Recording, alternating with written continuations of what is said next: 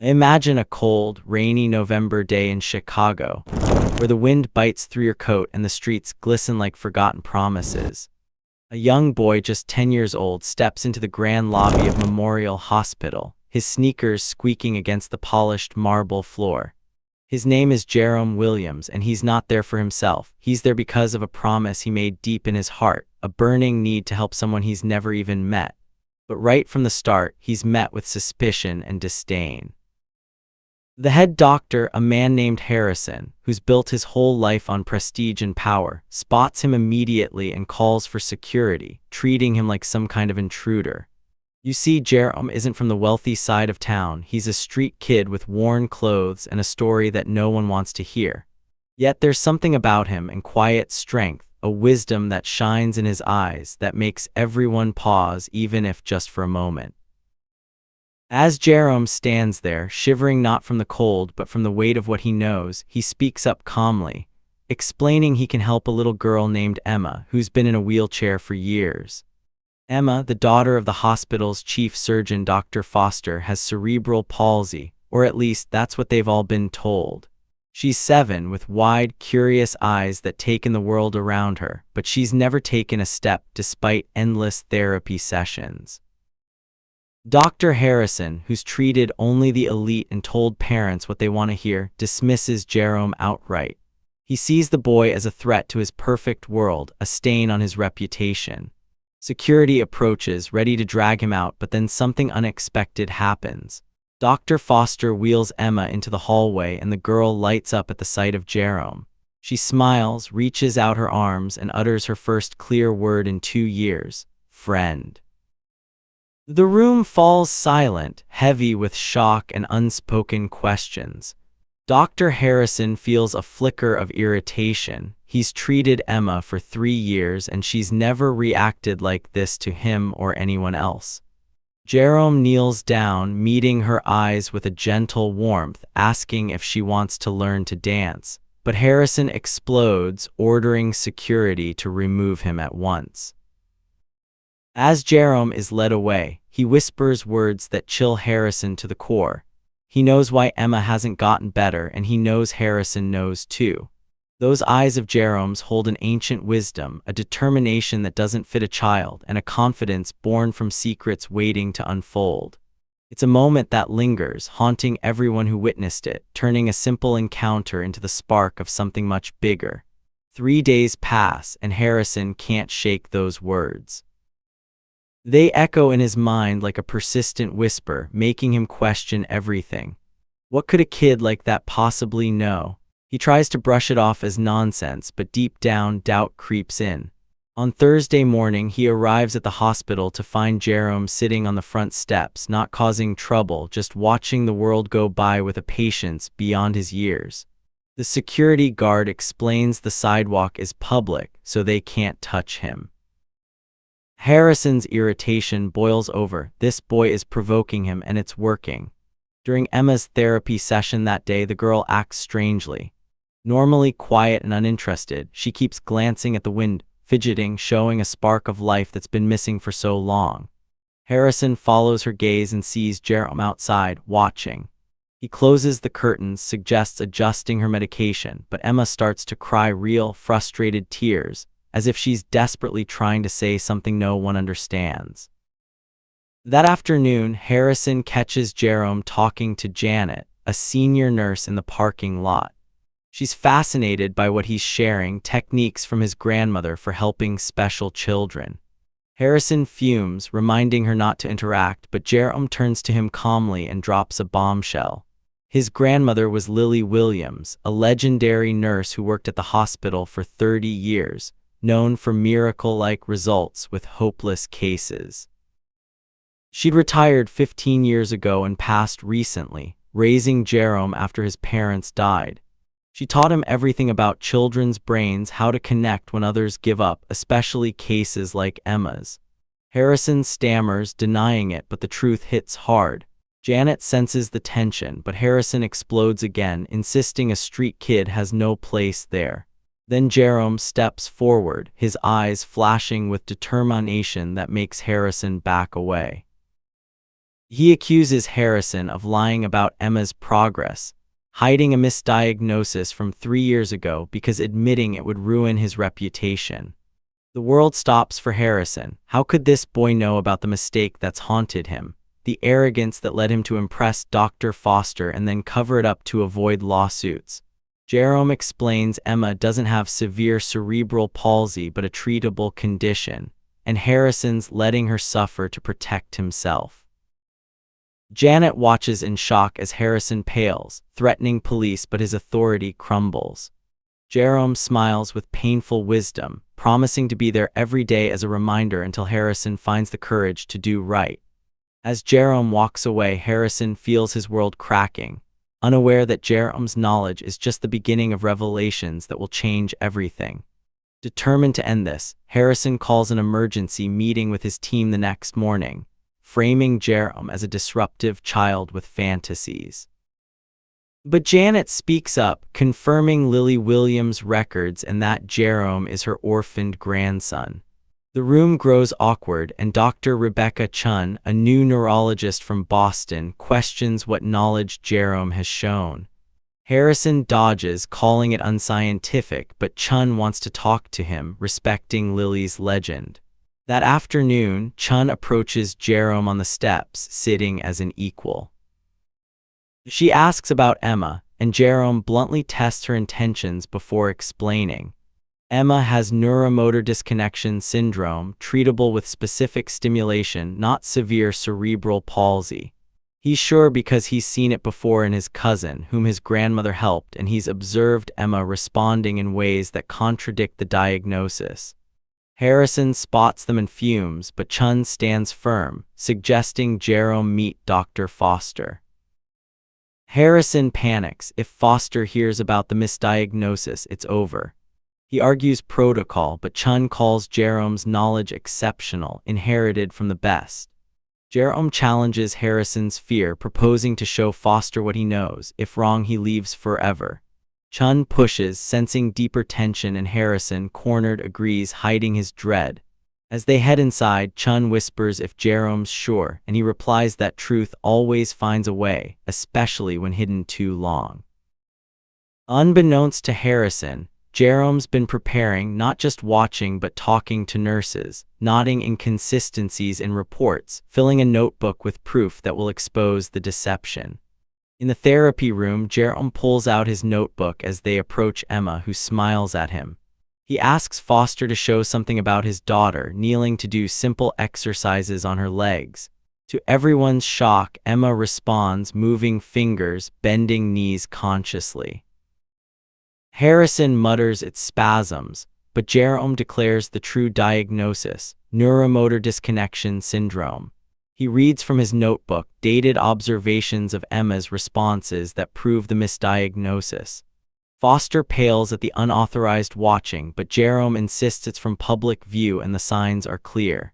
Harrison denies, but Jerome presses about misinterpreted MRIs and hidden tests from 2020. The room tenses as Foster demands answers. Harrison shakes, claiming uncertainty, but Jerome reveals his grandmother kept copies showing normal brain structures and favorable prognosis with treatment. Foster scans the notebook, furious at years lost. Chun examines, praising the accuracy.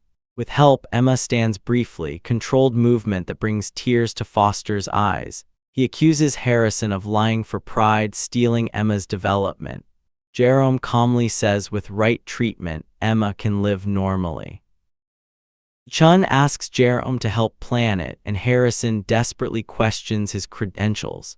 Jerome retorts true knowledge comes from love for patients, something Harrison forgot. Foster fires Harrison on the spot, promising a board review. Harrison staggers out, his career ruined by a boy's care over reputation. As Jerome works with Emma, showing Chun techniques, a new era begins at the hospital, medicine from the heart, not degrees. But Jerome holds one last secret about his grandmother, poised to transform even more lives. 6 months later, the hospital thrives differently. Jerome, adopted by the Fosters, is the youngest consultant, working with Chun in a new department.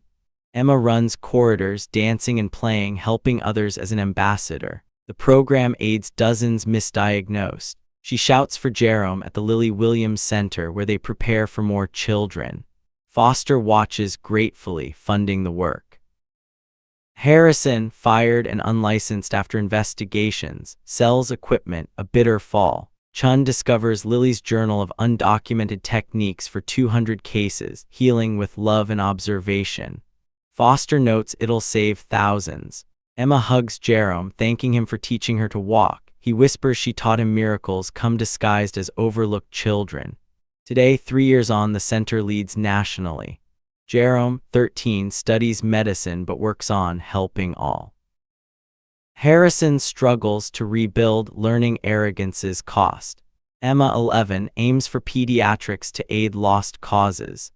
Jerome turns humiliation into revolution, proving greatness ignores age, class, color.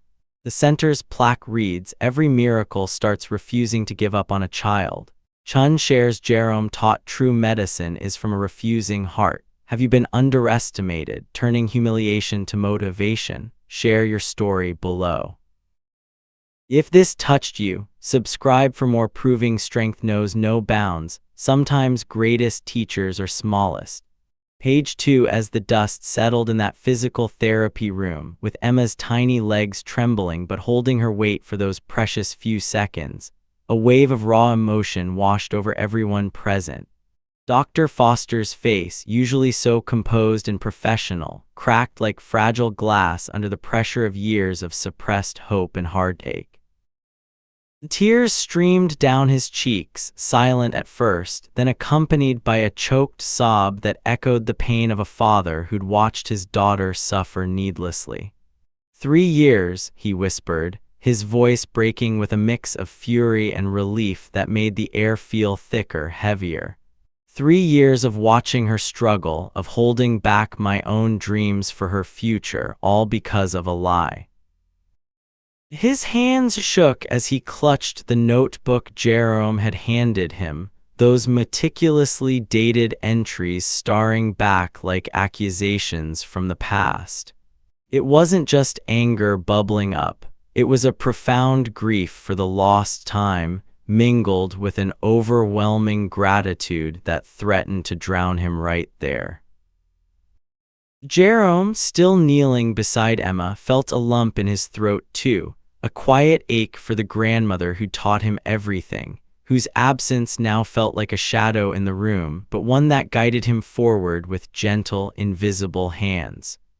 Emma, the little princess at the center of it all, looked up with those wide, curious eyes that sparkled now with something new, possibility.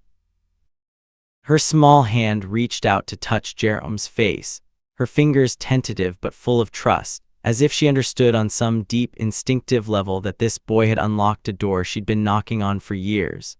"Friend," she murmured again, her voice stronger this time, laced with a joy that bubbled up like a spring finally breaking through dry earth. The room, once sterile and clinical, now pulsed with life, with the kind of raw, human connection that no medical degree could prescribe. Dr. Chun stood there, her arms crossed but her eyes misty, feeling a surge of admiration for this child who'd walked in from the cold streets and turned everything upside down. This is what medicine should be, she thought, her heart swelling with a warmth she hadn't felt since her early days in training, before bureaucracy and egos had dulled the shine. Harrison's departure was like a storm cloud lifting. He staggered out, his once impeccable lab coat rumpled, his face ashen with the realization that his house of cards had collapsed not with a bang, but with the quiet truth of a 10-year-old's words.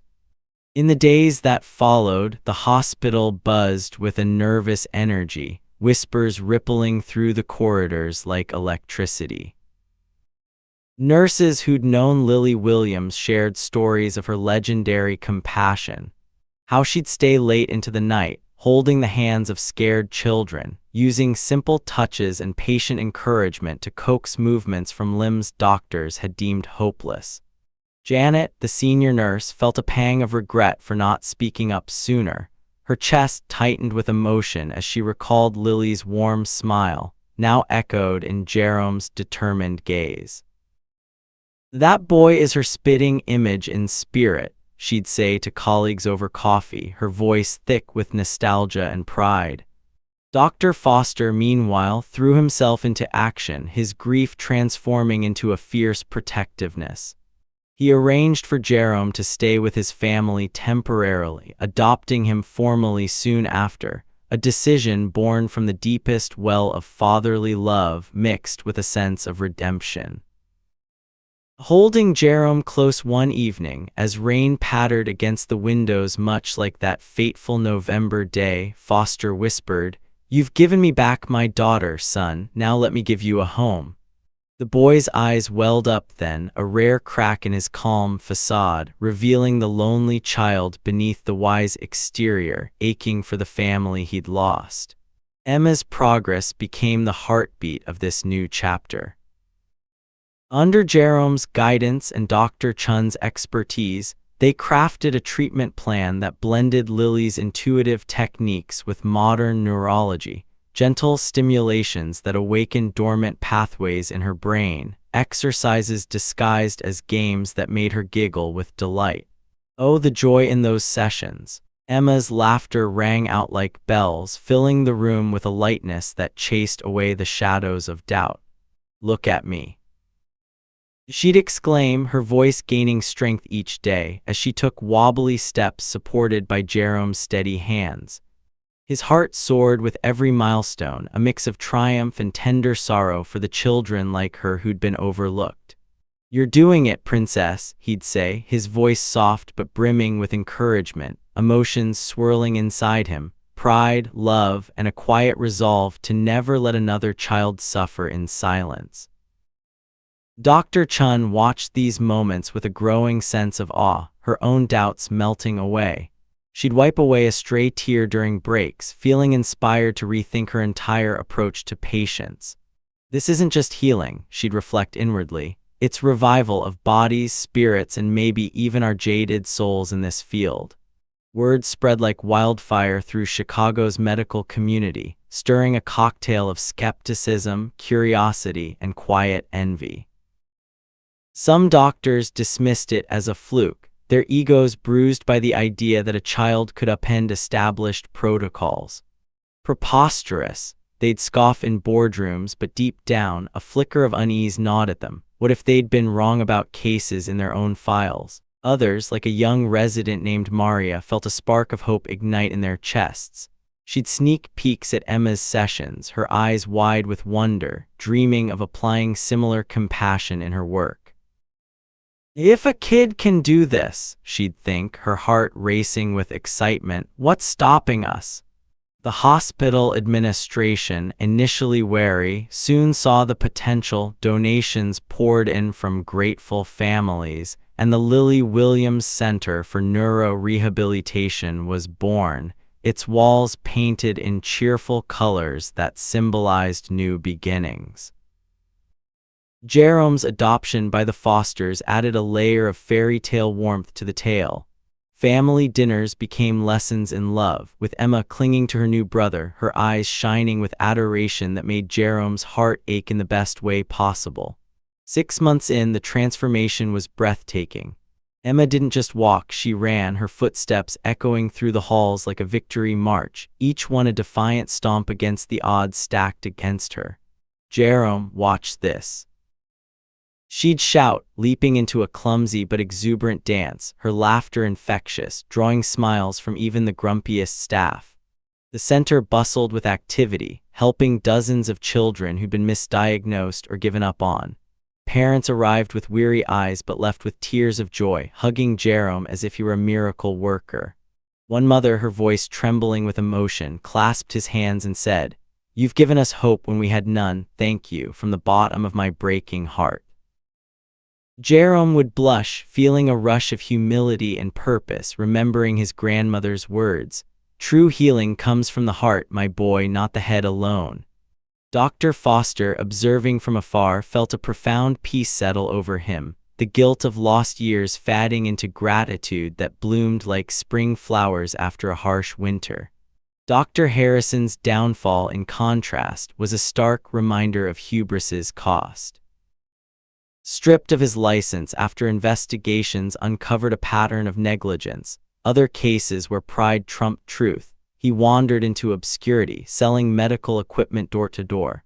The irony burned him daily. Once untouchable, now he faced rejection after rejection, his bitterness a heavy chain around his neck. "How could a street kid ruin me?" he'd mutter in lonely motel rooms, but in quieter moments, regret crept in, a sharp pang for the lives he'd harmed, including Emma's. It was a fall that evoked pity more than schadenfreude, a cautionary tale whispered in medical schools. Arrogance blinds, but truth illuminates, no matter the messenger. Then came the discovery of Lily's journal, unearthed by Dr. Chun in dusty archives, a treasure trove of undocumented wisdom, pages filled with heartfelt observations on over 200 children she'd helped in secret. "Jerome, this is her legacy," Chun said, her voice thick with emotion as she handed it over, eyes glistening. Flipping through the faded handwriting, Jerome felt a surge of love and loss. Each entry was a story of patience triumphing over despair, love conquering clinical detachment. "She always said knowledge passes heart to heart," he replied, his voice steady but his chest tight with unshed tears. Dr. Foster joined them, his presence a pillar of support, declaring, "This will save thousands. Your grandmother's spirit lives on through you." Emma, bounding in for a hug, whispered her thanks, and in that embrace, Jerome felt complete, a boy who turned pain into purpose, humiliation into heroism. 3 years later, the center stood as a beacon, leading the nation in pediatric care. Jerome, now 13 and in a gifted medical program, balanced studies with hands-on work, his eyes still holding that ancient wisdom but now softened by joy. "We're helping them all," he'd say with quiet determination, heart swelling at each child's first step. Emma, 11, an aspiring pediatrician, embodied resilience, her story inspiring countless others. Harrison's attempts to rebuild were futile. Trust, once shattered, proved harder to mend than bones. The plaque at the center's entrance captured it all. "Miracles begin with refusal to give up." Dr. Chun spread the message far and wide, her voice passionate. "Jerome showed us medicine is about hearts that won't quit." If this tale of turning underestimation into unbreakable strength resonates, stirring emotions of hope and fire in your soul, share your own overcoming story in the comments. Let's build a community of warriors.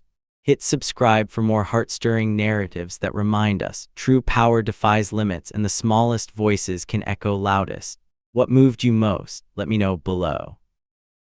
As the years unfolded like pages in a well-worn book, the Lily Williams Center didn't just grow, it blossomed into a sanctuary of second chances, where the air hummed with the sounds of children's laughter, tentative first steps, and the soft, reassuring voices of healers who truly cared. Jerome, now a teenager with that same unshakable calm but a heart even more seasoned by triumphs and tender moments, walked those halls every day, his backpack slung over one shoulder, filled not just with notes but with dreams realized. Another day to make a difference, he'd think, feeling a warm surge of purpose that started in his chest and radiated out, chasing away any lingering shadows from his own tough beginnings. Oh, the emotions that swirled in those corridors. Parents arrived with furrowed brows and heavy hearts, their eyes red from sleepless nights of worry, only to leave with hugs that squeezed tight with gratitude, tears of joy streaming down their faces as they whispered, "You gave us our child back, whole, happy, hopeful." One father, his voice cracking like thunder about to break, pulled Jerome aside after his son's first unaided walk. "I thought we'd lost him to that diagnosis, kid, but you fought for him when we were too broken to fight ourselves." Jerome's eyes would mist over then, a quiet nod his only response, but inside, his soul sang with a fulfillment that no award could match.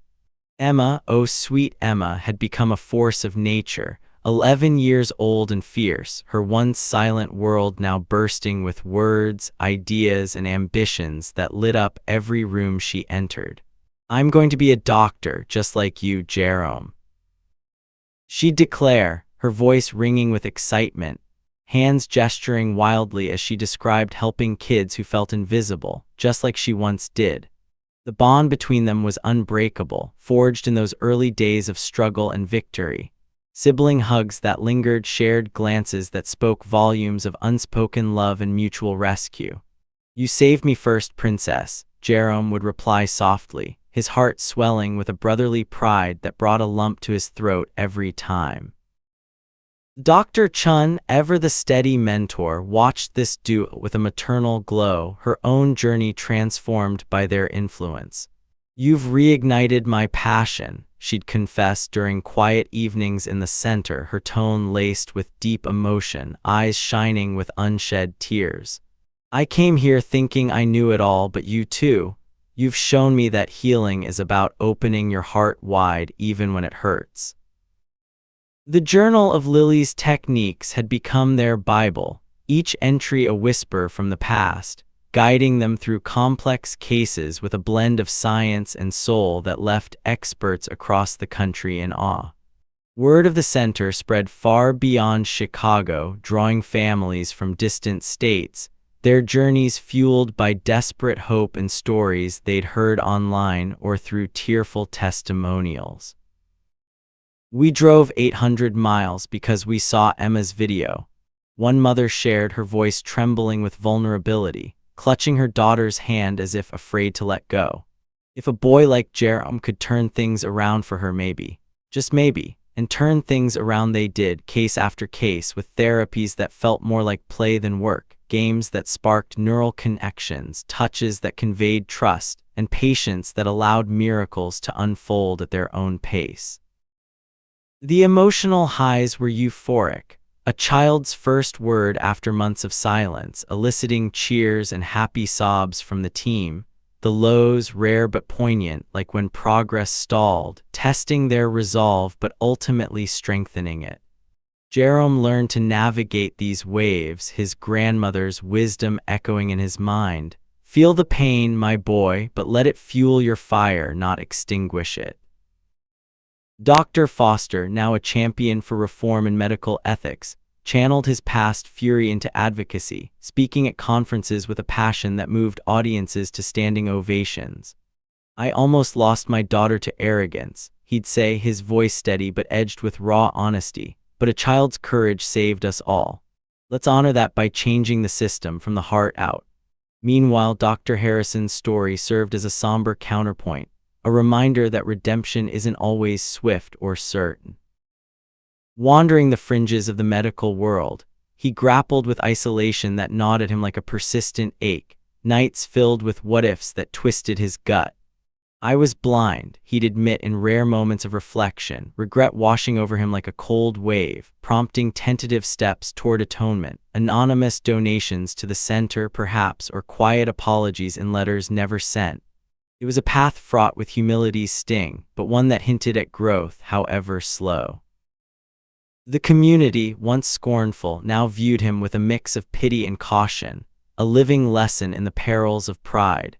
At the heart of it all stood Jerome, the boy who'd sparked a revolution with nothing but truth and tenacity. On quiet afternoons, he'd sit by the window where he'd once watched Emma from afar, reflecting on that rainy day that changed everything. The humiliation that burned like fire in his veins, turning to fuel that propelled him forward. "I was just a kid with a promise," he'd muse, emotion thickening his throat, gratitude flooding him for the family, friends, and future he'd gained. The center's plaque, etched with his chosen words, greeted every visitor. "Here, we believe that every miracle begins when someone refuses to give up on a child." It wasn't just a motto, it was a manifesto, inspiring waves of change rippling outward. 3 years on, as Jerome balanced his medical studies with hands-on miracles, the legacy endured, hundreds of lives transformed, families reunited with joy, and a medical world slowly awakening to the power of empathy over ego. Emma, dreaming big, vowed to carry the torch. We'll help everyone, brother, no one left behind. Their story, a tapestry of courage, love, and unyielding determination, proved that greatness blooms in the unlikeliest places, defying age, background, or barriers. And you, watching this, have you felt that spark, that call to rise above doubt and make your mark? If Jerome's journey from street kid to savior stirred something deep in your soul, igniting hope or firing up your own resolve, don't stop here. Hit that subscribe button now, join our community of dreamers and doers, and let's uncover more tales that remind us. The world changes when one heart refuses to quit. What's your miracle waiting to happen? Share in the comments and let's inspire each other, because your story could be the next revolution. Thank you for watching. See you in the next one.